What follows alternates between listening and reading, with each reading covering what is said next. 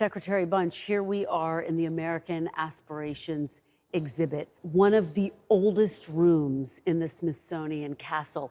And the lights are quite dim in here. Why is that important?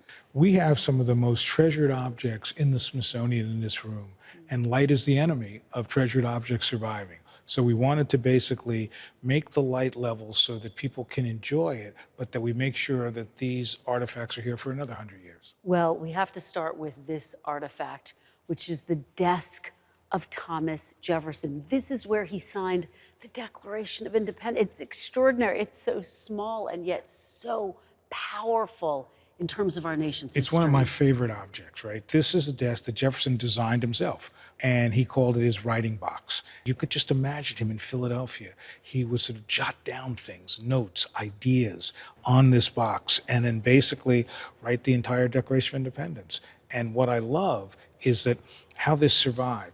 Jefferson knew how important this was, so he actually put a note in it to say, this is the desk where I wrote the Declaration of Independence. And then he gave the Declaration, he gave this box, not to his granddaughter, but to his granddaughter's husband, which tells you something. And he kept it and gave it to the United States Congress in 1880, and then they gave it to the Smithsonian. It's just so powerful to see it in person, quite literally the core roots of our democracy. I mean, one of the joys of the Smithsonian is you open drawers and you're like, oh my God, what's that, you know? When I was a kid, I opened a drawer and it was the compass that Lewis and Clark carried when they went across the country. So it's like, it's just amazing what we have here. And this is a broadside. Talk about why this is so important. Part of the understanding of America is you defend democracy, and a lot of that is military. And one of the things that's so powerful is this broadside. During the Civil War, when the war broke out, many African Americans, slave and free, said, I want to participate. And Lincoln and the Army said, no, we don't want you.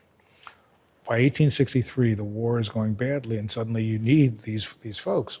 And so when the Army started to recruit blacks, many of the free blacks said, you didn't want me then, you know, I'm not sure I want to do this.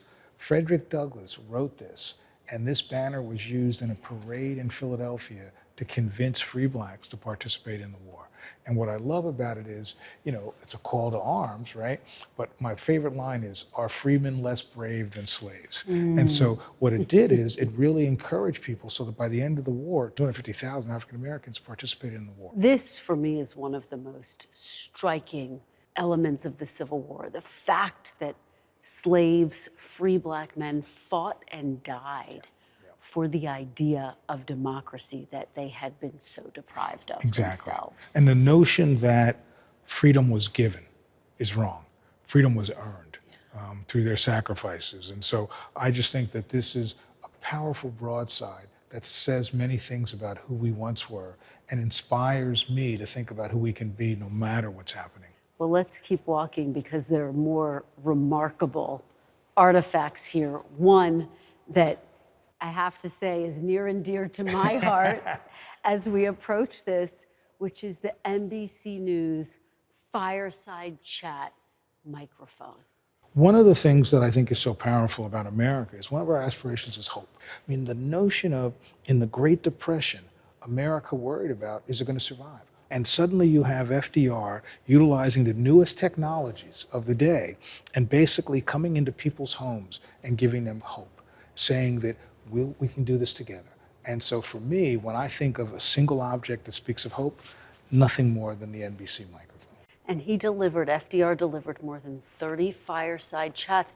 And this was really a new way for a president to communicate with the American people. That's right. There had been, you know, the radio was used by Calvin Coolidge and Hoover, but they didn't use it effectively the way he did. He realized that the radio allowed him to go into people's homes, to act as if he is right next to them and telling them the story.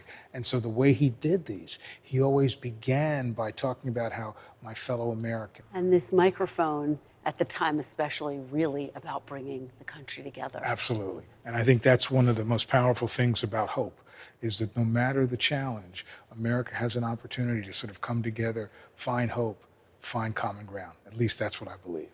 We thank you for watching, and remember, stay updated on breaking news and top stories on the NBC News app or watch live on our YouTube channel.